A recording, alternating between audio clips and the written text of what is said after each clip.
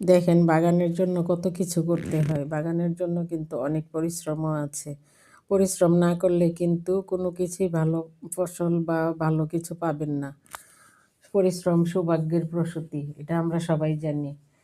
আমি চায়ের পাতাগুলি শুকিয়ে তারপরে গাছে দিয়ে দিব। আর এখানে আছে পেঁয়াজের খোসা ভিজানো পানি।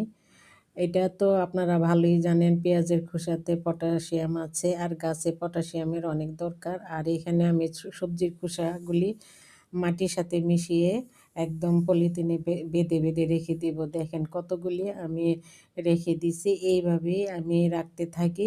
আর যেগুলি হয়ে যায় সেইগুলি খুলে তারপর আমি গাছে দিয়ে দিই। গাছে এই জৈব সারগুলি কিন্তু অনেক ভালো কাজ করে।